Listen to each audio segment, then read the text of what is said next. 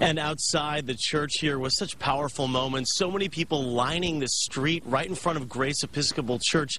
And after the ceremony and the services were over, a very powerful moment from the Ford children. They stood and watched as their mother's casket was placed once more, one final time, inside that hearse to meet her husband.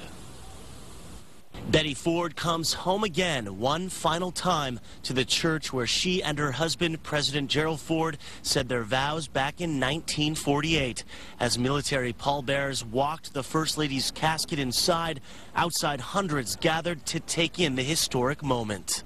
I'm crying. Oh, you are? I know. I guess because, you know, she had breast cancer, and I also did. So she was kind of a model to follow. She lived in an era when, you know, you didn't talk about a lot of things, and she really made living out in the open okay, and we really appreciated that. Mrs. Ford's final return to Grand Rapids was a moment for parents to enlighten their children. It's so important. It's a civics lesson right here a mile from our house, and just for them to see so many important dignitaries and to see just what the Fords have done for our community, it's nice to be here.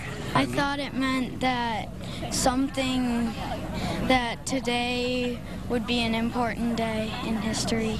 The motorcade arrived after 1 this afternoon. Dignitaries, VIPs, and members of the Ford family, young and old, filed into the church. For neighbors, this was a sequel to President Ford's funeral just 4 years ago. The special thing I remember from Gerald Ford's funeral is that when the family came by, they were all waving at us, and they did the same thing here today, and I just thought that's kind of cute that they're so in touch with the community here.